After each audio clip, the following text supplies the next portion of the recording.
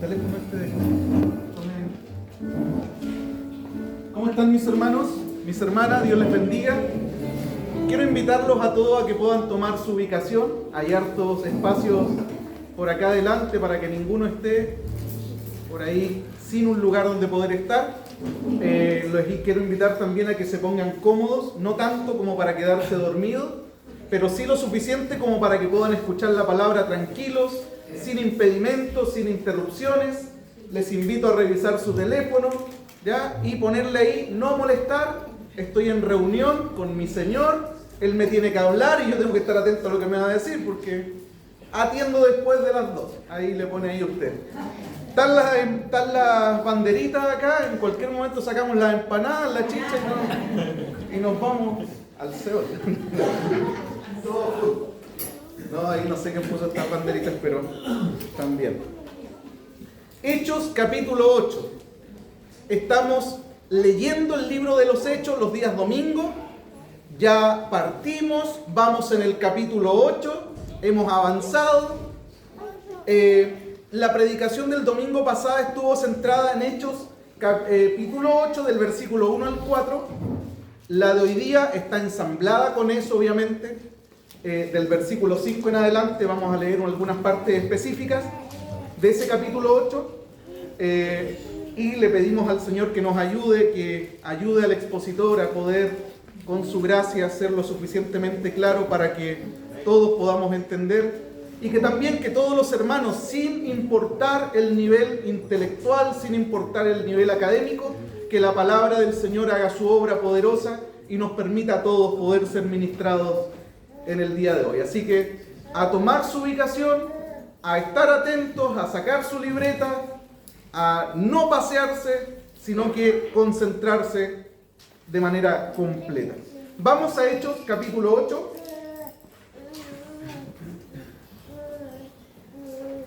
Vamos a leer del versículo 1 en adelante.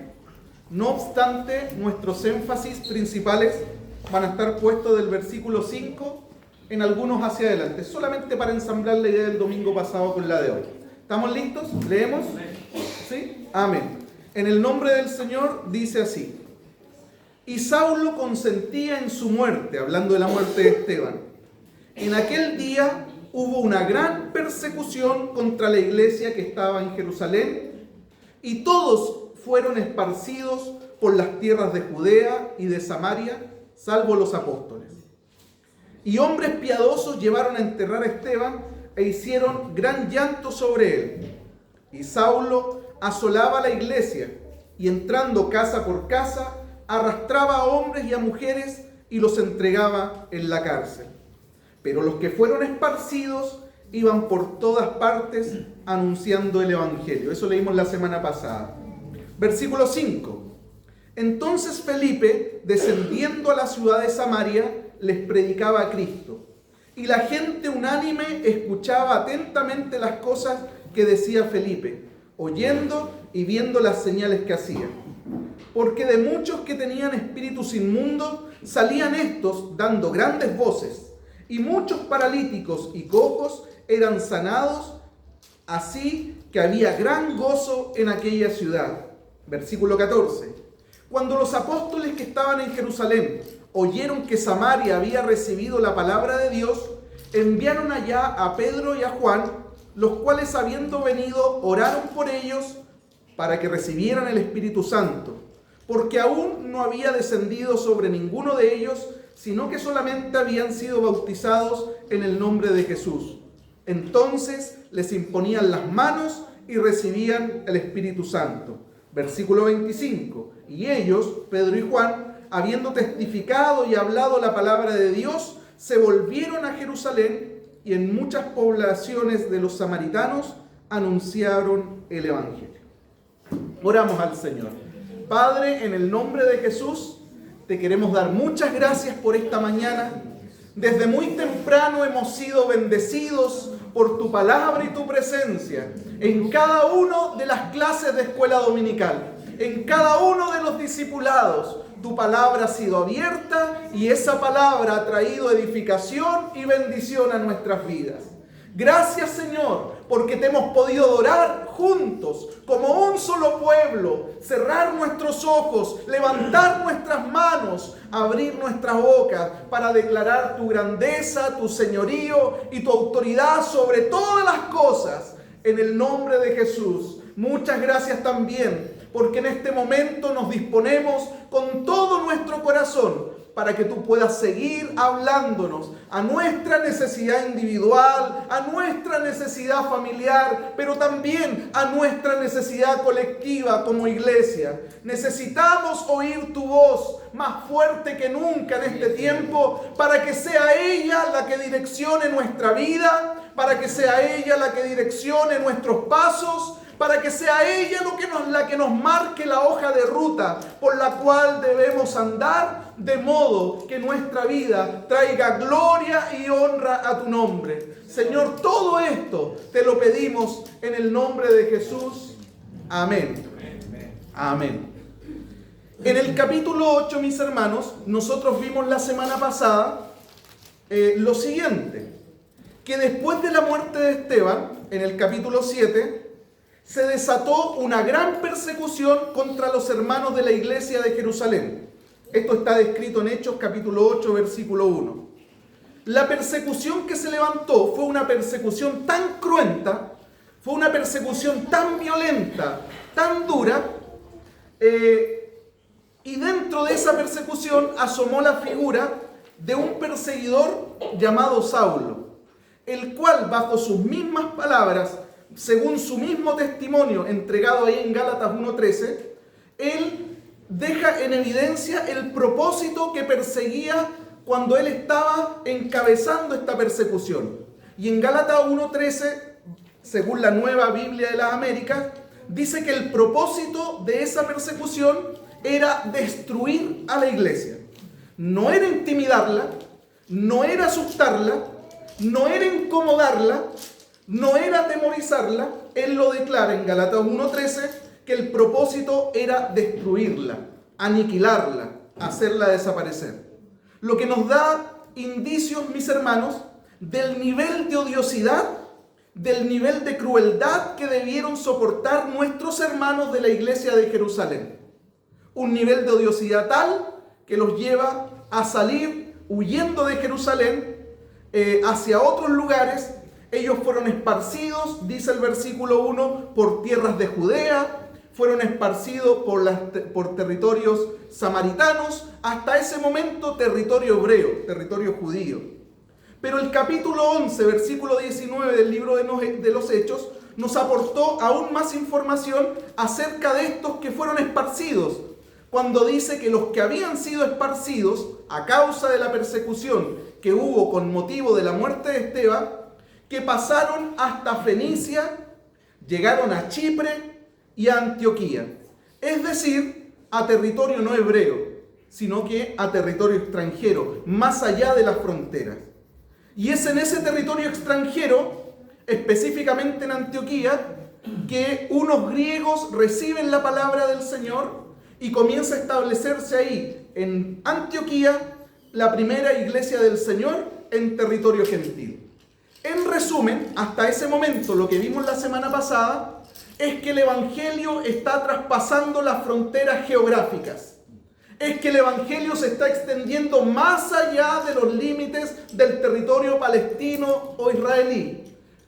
Ha traspasado las barreras geográficas. Vimos también, a modo de resumen, que el Evangelio, que es poder de Dios para salvación, ha llegado a los griegos, estos gentiles, estos no judíos, están siendo alcanzados y salvados por Cristo para la gloria de Dios. ¿Vamos bien hasta ahí? Eso fue lo que vimos la semana pasada.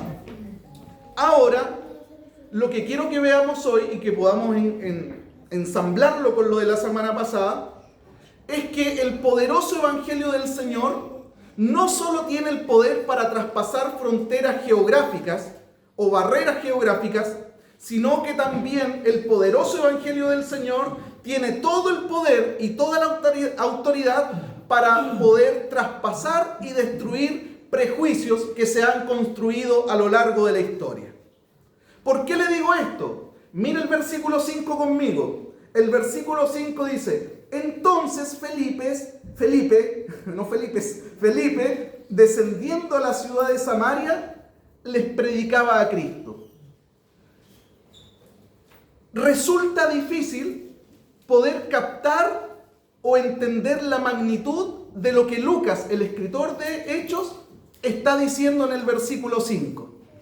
Resulta difícil poder entenderlo porque para nosotros hay una persona entrando a un lugar y predicando en ese lugar. Pero como desconocemos parte del contexto del texto, es que nos privamos de poder entender y de sacarle toda la riqueza y todo el néctar que hay detrás solo del versículo 5, de Felipe entrando a Samaria predicando a Cristo. En el versículo 4, Lucas nos dice que los que fueron esparcidos iban predicando el evangelio. No iban llorando, no se iban quejando, me sacaron de mi tierra, quedó atrás mi casa. No, ellos iban contentos predicando el evangelio a pesar de que habían sido desarraigados de sus tierras. Eso dice el versículo 4. El versículo 1 de Hechos 8 dice que los que fueron esparcidos fueron esparcidos por Judea y por Samaria. Y el versículo 5 nos dice que Felipe fue uno de esos que entraron a Samaria y que predicaron a Cristo ahí. Es decir, individualiza a uno de aquellos que entraron a Samaria y la obra que ese hombre hace ahí en Samaria. Ahora, ¿por qué nos resulta un poco difícil entender este versículo? Primero, porque nosotros no sabemos del todo lo que Samaria representa para los judíos en tiempo de Jesús. Los samaritanos, para ese entonces, no solamente eran unos vecinos incómodos para los judíos. Y acá a lo mejor voy a dibujar el territorio israelí. En el tiempo de Jesús, Palestina estaba dividido en 3 regiones. La región de Galilea, donde Jesús realiza el mayor tiempo de su ministerio terrenal, fue aquí, en Galilea. Estaba la región de Samaria, cuya capital era Samaria, y la región de Judea. En la región de Judea estaba el templo de Jerusalén. ¿Ya?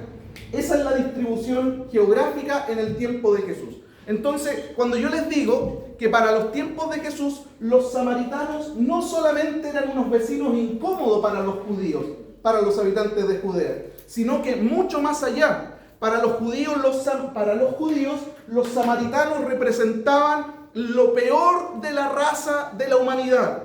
Ahora, me atrevo a decir que representaban a los seres más despreciables, representaban a los seres más repudiables del planeta. Eso era lo que los judíos pensaban acerca de los samaritanos. ¿Por qué? ¿Qué los llevó a pensar eso a ellos? Incluso me atrevo a decir que ustedes conocen la odiosidad de los judíos con respecto a los gentiles. Perros gentiles. Me atrevo a decir que la odiosidad de los judíos hacia los samaritanos era aún mayor que la odiosidad que podían haber tenido contra los gentiles. Primero, porque los gentiles desde siempre nunca fueron parte del pueblo de Dios. Siempre fueron los de allá versus los de acá, los escogidos versus los no escogidos. Por lo tanto, había esa rivalidad. Pero estos pertenecían a la familia del Señor, eran parte del pueblo del Señor, que por razones de decisión propia habían decidido mezclarse con otros pueblos, que habían decidido dejar la puerta entreabierta al pecado y comenzar a vivir una vida totalmente contraria a lo que la ley de Moisés les mandaba vivir. Por eso, la odiosidad de los judíos hacia los samaritanos. Con respecto a esto, en el caso de los samaritanos, uno podría preguntarse cuándo se generó este rompimiento de relación, cuándo se generó este deterioro de la relación. Nosotros tenemos antecedentes de que el deterioro de la relación entre judíos y samaritanos está registrado en el libro de Primera de Reyes capítulo 12. ¿Qué nos dice Primera de Reyes de capítulo 12? Nos dice que después de la muerte de Salomón, Israel se dividió en 2. El territorio se parte en 2. Por un lado, el reino del norte, compuesto por 10 tribus, 10 de las 12 tribus, y por otro lado, después de la muerte de Salomón, el reino del sur con las 2 tribus restantes. Con el paso del tiempo dijimos que la capital del reino del norte terminó siendo Samaria y que con el paso del tiempo la capital del reino del sur terminó siendo Judea. Esa es la división que ocurre en Primera de Reyes 12 después de la muerte de Salomón. Israel se fractura, 10 tribus al norte, 2 tribus al sur. ¿En qué año ocurre esto aproximadamente? Voy a marcar el año acá. En el año 900 a.C. se provoca esta separación, esta división. Desde el momento de la separación hasta el momento en que el reino del norte es tomado por los asirios y son llevados cautivos, desfilaron 19 reyes en el reino del norte. 19 reyes, uno tras otro. Y la evaluación que hay acerca de ellos en el libro de Primera de Reyes y de Segunda de Reyes, de estos 19 reyes que gobernaron en el norte, desde la muerte de Salomón, es que la evaluación que Dios hace de ellos oscila entre un mal reinado y un reinado horrible. ¿Qué quiere decir eso? Quiere decir que no hubo ninguno de los 19 reyes del reino del norte que hiciera lo bueno ante los ojos del Señor. Todos los reyes que gobernaron en el norte desde esa división fueron reyes que contribuyeron al deterioro espiritual del pueblo. Los 19 reyes fueron reyes que contribuyeron al fomento del pecado y de la idolatría. Por eso ustedes pueden leer ahí entre Primera de Reyes 11 y Segunda de Reyes 15 los 19 reinados y cómo Dios se refiere evaluándolos a cada uno de ellos de una manera negativa. Reinados que más que acercar al pueblo a Dios, reinados que abrían la puerta para que el pueblo se desbandara y entrara idolatría y entrara el pecado. Ahora, el resultado de esos malos gobiernos, el resultado de estos malos reinados del norte es lo que hundió espiritualmente al pueblo, es lo que los sumió en una idolatría que los mantuvo así por casi 200 años. ¿Por qué digo casi 200 años? Porque en el año 700 Dios levanta al reino de Asiria para que castigue a esta nación y se lleve cautivo a muchos habitantes del reino del norte, especialmente esta zona. La deja casi despoblada, se los lleva. Muy poquitos samaritanos quedaron habitando en medio del territorio. Ahora, se los llevaron como cautivos, se los llevaron como esclavos a una gran cantidad de ellos. ¿Y qué pasó después de habérselos llevado? El reino de Asiria en el año 700 aproximadamente antes de Cristo. Por eso les digo que hay 200 años de reinado entre estos 19 reyes. Cuando Asiria invade el reino del norte y se los lleva cautivos, lo que hizo después el rey de Asiria fue traer habitantes nuevamente para repoblar el lugar. ¿Pero quién trajo? Trajo a extranjeros, trajo a otras personas que habían sido conquistados en otros lugares por el reino de Asiria y los plantó acá para que pudieran vivir en este territorio que originalmente le pertenecía a los israelíes del reino del norte. Por lo tanto, esa repoblación provocó que la región de Samaria estuviera poblada por gente extranjera, las cuales se mezclaron con los poquitos samaritanos que quedaron en el territorio. De esa manera, en ese lugar se produjo una raza mixta, una mezcla cultural y religiosa rara. Es decir, los habitantes de Samaria para el tiempo de Jesús no eran ni completamente israelitas ni eran completamente gentiles.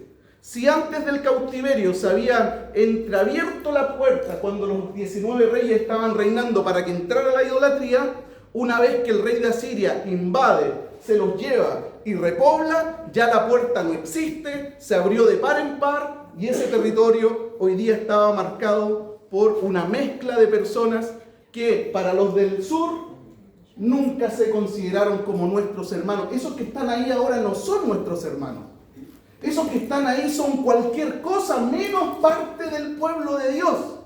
Y por otro lado, los de arriba decían, los de abajo nunca han sido nuestros hermanos.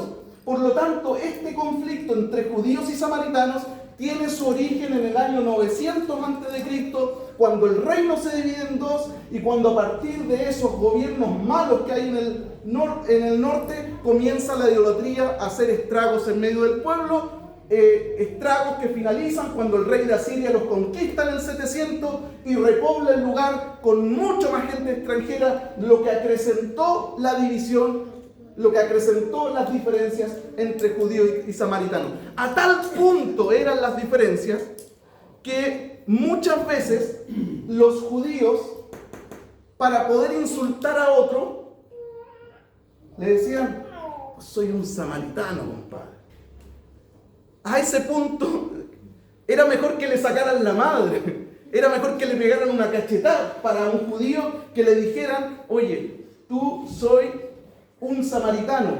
A ese nivel de odiosidad estaban metidos la gente de Samaria y la gente de Israel. Ahora, los habitantes de Judá vieron a los del norte, como les dije hace un rato, como lo peor de lo peor.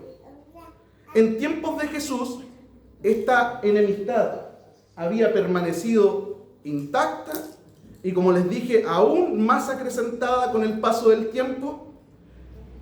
Y esa enemistad entre judíos y samaritanos, como les decía hace un minuto, llegó a ser tanta que cuando un judío quería insultar a otro judío, le decía samaritano.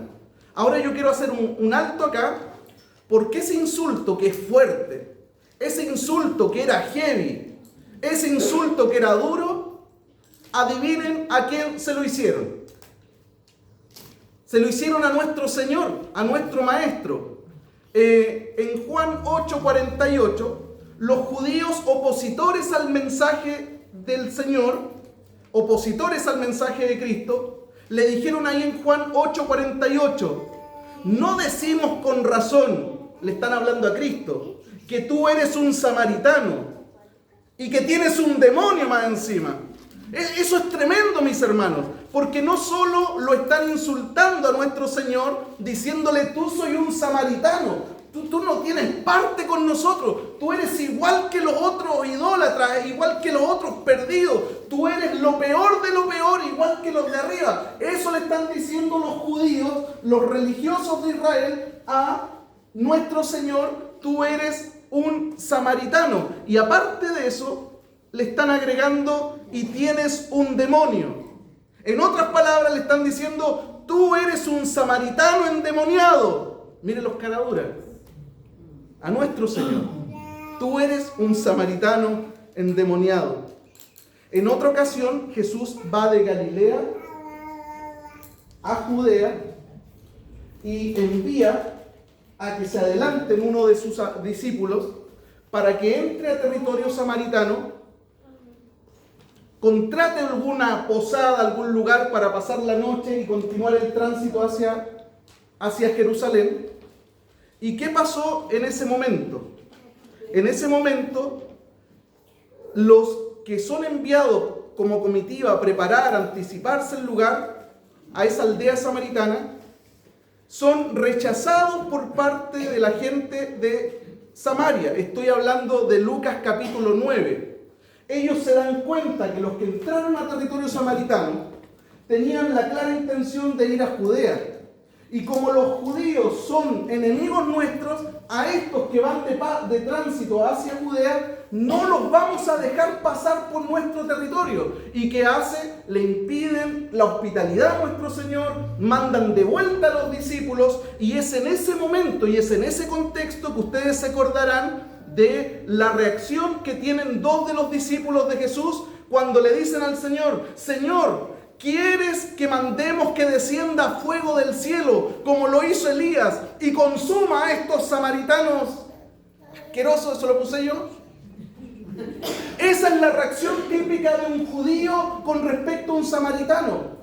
Y la no hospitalidad de un samaritano con respecto a alguien que tenga relación con los judíos es típica reacción de un samaritano. Por lo tanto, el negarles el paso, el negarles hospitalidad es parte de un samaritano. Tenemos siglos de enemistades, siglos, 900 años de pleito, 900 años de disputa, 900 años de rivalidad. ¿Por qué tendríamos que dejarlos pasar acá si ustedes son simpatizantes de nuestros enemigos? Por supuesto que no, y cuando se dan cuenta que van a pasar, no los dejan entrar, les niegan todo tipo de hospitalidad, y es por esa la reacción de estos dos.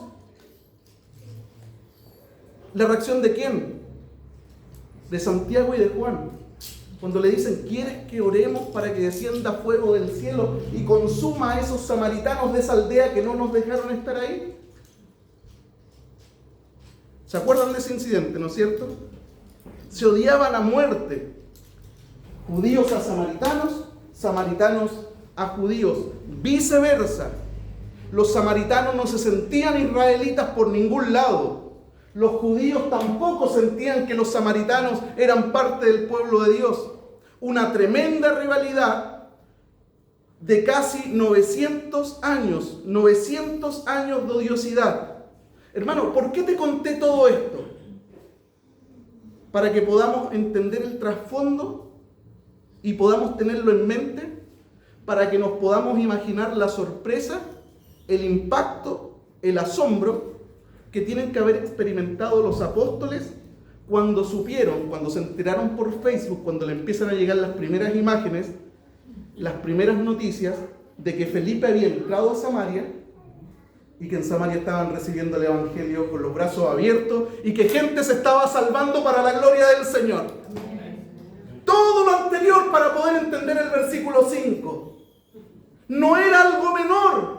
Era tremendo lo que estaba pasando en Samaria ese día, en el versículo 5, cuando entra Felipe, les comparte el Evangelio y los samaritanos se abren al poder de la palabra del Señor y comienzan a recibirlo en arrepentimiento y fe y comienzan a confesar con sus bocas que Jesús es el Señor.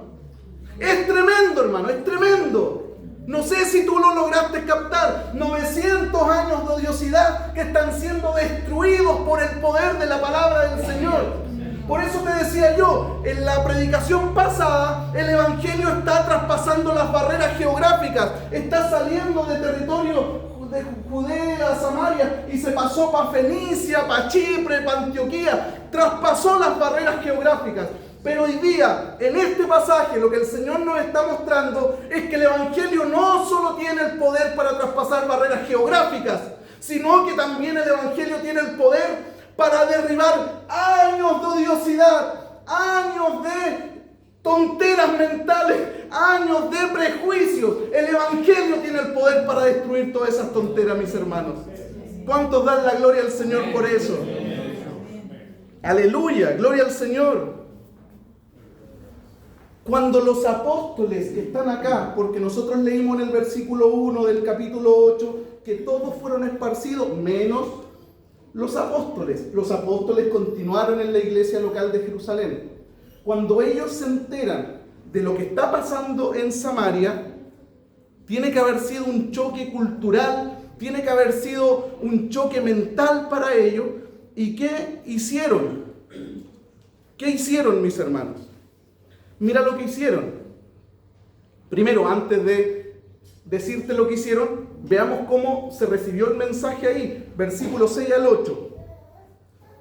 Y la gente unánime escuchaba atentamente las cosas que decía Felipe, oyendo y viendo las señales que hacían. Porque de muchos que tenían espíritus inmundos salían estos dando grandes voces. Habían liberaciones. Y muchos paralíticos y cojos eran sanados. Habían sanidades físicas. Así que había gran gozo en aquella ciudad. Había gran gozo en aquella ciudad. Mi hermano, si hay algo que el Evangelio produce en el corazón de una persona, es justamente eso.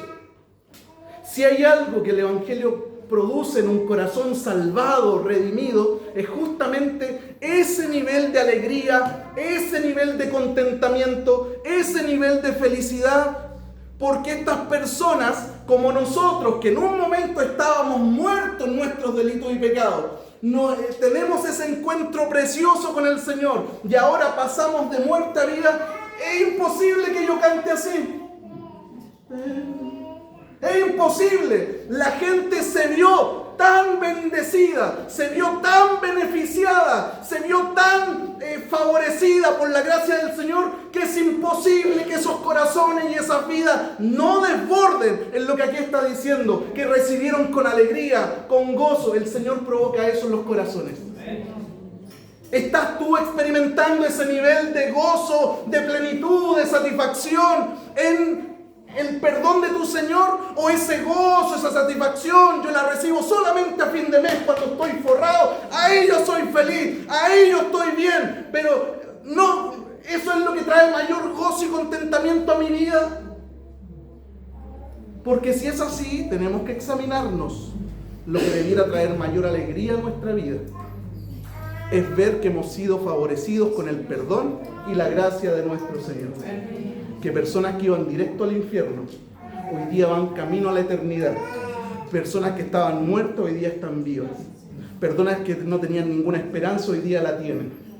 Eso es lo que debe contentar nuestra vida. ¿Sabe por qué no lo otro? Porque lo otro es fluctuante y es variable. Un día va a tener mucha plata, al otro día no va a tener nada, al otro día va a tener justo para pagar. Pero si nuestra alegría está fundamentada en cosas de este mundo, usted nunca va a ser feliz. Siempre va a mirar para el lado y el pasto del vecino está más verde. Y yo quiero ese pasto, no este. Porque nuestra mirada y nuestro contentamiento no está puesto en el lugar donde tiene que estar puesto, en la obra de Cristo a favor de nosotros. Recibieron el Evangelio con gozo. Mira esto, mis hermanos. Muchos años antes de que esto pasara, de que el Evangelio llegara a Samaria por intermedio de Felipe y que fuera recibido con gozo como fue recibido ahí en Hechos 8, 500 años antes de Cristo, en el Antiguo Testamento, en Ezequiel capítulo 37, versículo 19 al 22, para que ustedes lo puedan chequear en su casa, Ezequiel 37, Dios había profetizado que iba a tomar las dos casas de Israel y que las iba a hacer una sola, que aludiendo al reino del norte y al reino del sur, y que los haría un solo pueblo, bajo el liderazgo de un solo rey, bajo el liderazgo de un solo Señor y bajo el liderazgo de un solo Salvador. Eso tú lo puedes chequear en Ezequiel 37, 19 al 22. 500 años antes de este evento de Hechos 8, Dios ya tenía en mente los samaritanos para traerlos a ser parte de su familia. Ahora nosotros sabemos con el paso del tiempo que ese rey, que ese Salvador, que ese Señor, que es aludido en Ezequiel 37, no es nada más y nada menos que ¿quién? Que el Chapulín Colorado, no. Que Cristo, que nuestro Señor y Salvador.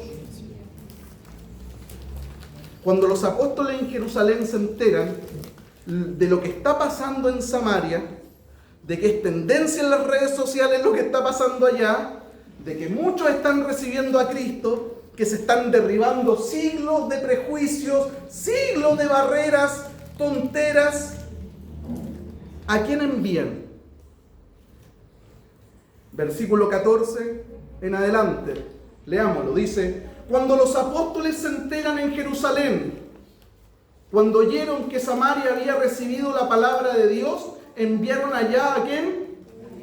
A Pedro y a Juan, los cuales habiendo venido, oraron por ellos para que recibiesen el Espíritu Santo, porque aún no había descendido sobre ninguno de ellos, sino que solamente habían sido bautizados en el nombre de Jesús. Entonces, cuando llegaron allá, les impusieron las manos y esos, los hermanos samaritanos, recibían el Espíritu Santo. Pregunta: ¿se acuerdan quiénes le dijeron a Jesús: Señor, ¿quieres que oremos como Elías oró para que descienda fuego del cielo y consuma a estos asquerosos samaritanos que nos negaron el paso y la hospitalidad? ¿Se acuerdan quiénes fueron? Santiago y ¿quién más? Y Juan. Pregunta: ¿a quiénes enviaron los líderes de la iglesia de Jerusalén para poder chequear, verificar, certificar que lo que estaba pasando en Samaria no era una tontera, no era un tongo? ¿A quién enviaron? ¿A quién? Versículo 14. A Pedro y a Juan. Hermanos, ¿es el mismo Juan que oró para que descendiera fuego del cielo? ¿Es el mismo Juan que ahora está orando por los hermanos samaritanos para que reciban el Espíritu Santo? ¿Se entiende? El mismo que odiaba a los samaritanos, el mismo que estuvo dispuesto, si Jesús le hubiese dicho, dale, ora para que descienda fuego del cielo para que los consuma. Ahora es el mismo que está imponiendo las manos sobre los hermanos samaritanos para que reciban al Espíritu Santo. Eso es lo que provoca el Señor. Eso es lo que hace el Señor. Derriba siglos de prejuicios, siglos de odiosidades, siglos de tonteras. El mismo Juan, tremendo, glorioso. Gloria al Señor, ¿o no? Amén. El Evangelio no solo está traspasando las barreras geográficas, como pasó en la llegada del Evangelio a Chipre, Fenicia, Antioquía, sino que el Evangelio está destruyendo siglos de prejuicios. Damos gloria al Señor por eso.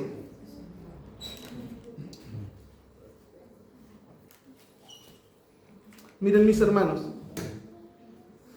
el Evangelio destruye todos esos prejuicios, todas las enemistades, todas las odiosidades que puedan existir entre nosotros. Y el Evangelio que destruye esos prejuicios, esas enemistades, esas odiosidades, es el mismo Evangelio que restaura lo que nosotros en nuestro pecado destruimos o fragmentamos. Amén. Sí. Ahora el apóstol Juan, mis hermanos, está poniendo su sello de aprobación ahí, su sello de aprobación apostólica, para aprobar la inclusión de los samaritanos a la gran familia de Dios. La llegada de Pedro y de Juan a territorio samaritano, de esas dos figuras prominentes de la iglesia de Jerusalén, confirmaron que lo que había sucedido en Samaria no era un hecho aislado, que no era un hecho fortuito, o como dijo mi hermana acá, no era un tongo, sino que era parte del plan de Dios para poder rescatar a toda la humanidad. El Evangelio se está cumpliendo, lo de Hechos 1:8, que me iban a ser testigos en Jerusalén, en toda Judea, en Samaria y hasta lo último de la tierra. Ese mover, lo que está pasando ahí, es parte del plan de Dios para alcanzarlos a todos, dentro de los cuales estábamos nosotros también. Amén. Sí, Señor. Gloria al Señor por eso. Es parte de la expresión de la expansión del Evangelio. Ahora la iglesia de Jerusalén tenía un desafío. ¿Saben cuál era el desafío que tenía la iglesia de Jerusalén?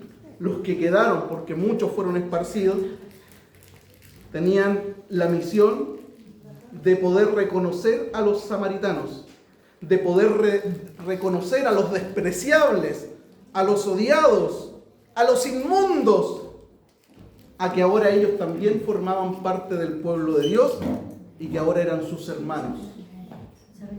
Eran sus hermanos. El Evangelio rompió las barreras que separaban a judíos y gentiles. El poder del Evangelio rompió las barreras que separaban a judíos de samaritanos. Hermanos, Cristo rompió las barreras que nos separaban a nosotros de la presencia del Señor. Cristo es la buena noticia de Dios. Cristo es el Evangelio. Él rompió las barreras que nos separaban. Mira lo que dice Efesios capítulo 2, versículo 14 en adelante. Porque Él es nuestra paz, que de ambos pueblos hizo uno, derribando la pared intermedia de separación, aboliendo, es decir, dejando sin efecto en su carne las enemistades, dejando sin efecto en su carne la ley de los mandamientos expresadas en ordenanza, para crear en sí mismo, es decir, en Él, de los dos pueblos, aludiendo a judíos y gentiles, judíos y samaritanos, uno solo y un nuevo hombre, haciendo la paz y mediante la cruz reconciliar con Dios a ambos en un solo cuerpo, matando en ellas las enemistades. Así que ya no sois, hermanos, ya no somos extranjeros, ya no somos advenedizos, es decir, ya no somos allegados, no somos gente sin casa, sino que somos conciudadanos de los santos, miembros de la familia de Dios, edificados sobre el fundamento de los apóstoles y profetas. Este es el fundamento de los apóstoles y profetas, siendo la principal piedra del ángulo Jesucristo mismo, en quien todo el edificio bien concertado va creciendo para ser un templo santo en el Señor, en quien también vosotros sois juntamente edificados. ¿En quién somos edificados? En Cristo. En Cristo el edificio crece, en Cristo el creyente crece, para morada de Dios en el Espíritu. Amén. Gálatas 3:28 dice: en Cristo ya no hay judío ni griego, no hay esclavo ni libre, no hay varón ni mujer, porque todos vosotros sois uno en Cristo Jesús. Mis hermanos, en Cristo no hay diferencias sociales, en Cristo no hay diferencias raciales, en Cristo no hay diferencias etarias, en Cristo no hay diferencia de género. Somos todos una gran familia, gozando de la misma dignidad, disfrutando del mismo Padre amoroso. Hay lugares todavía, mis hermanos, hoy en día en donde hay pastor para la gente con menos recursos y hay pastores para la gente con más recursos dentro de la misma denominación. Es decir, esta iglesia grande recibe a todos, pero de acuerdo a la liquidación de fin de mes, usted para allá, usted para acá, usted para allá. Pastores para ellos, pastores para ellos, pastores para ellos. Horrible. La iglesia del Señor es el único lugar donde el patrón y el empleado son iguales. En el trabajo usted es mi jefe. Dentro de la iglesia somos iguales. Afuera usted es mi mamá. Dentro de la iglesia somos iguales.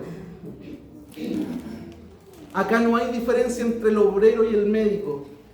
Todos podemos convivir porque todos somos unos en Cristo. Y el uno no tiene más valor que el otro. Hasta en tiempos de Jesús, el testimonio de una mujer no era considerado en un juicio. ¿Quién vio? ¿Quién es testigo? La mujer. No sirve ese testimonio. Tiene que ser un hombre el que dé testimonio.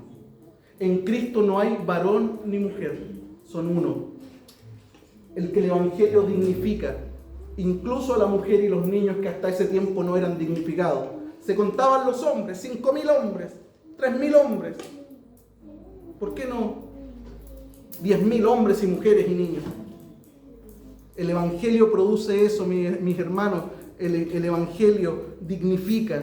Somos una gran familia. Gloria al Señor, porque lo que comenzó en Hechos 2 con Pentecostés ahí en Jerusalén, en Hechos 8 ha traspasado, como les dije hace 2 ratos atrás también, ha traspasado las barreras geográficas, pero también ha comenzado a traspasar los prejuicios. Por eso el apóstol Pablo dijo en Romanos 1:16, no me avergüenzo del Evangelio, porque es poder de Dios para salvación, para todo aquel que cree.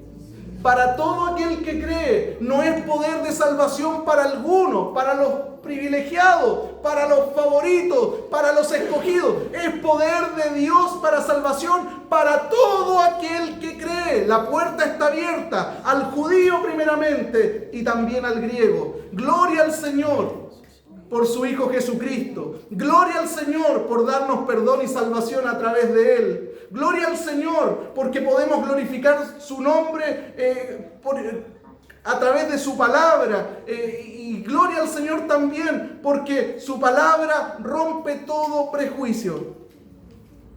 Quiero pedirle que nos pongamos de pie, mis hermanos, por favor.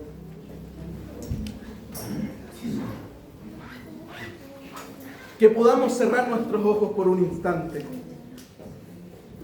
y agradecer al Señor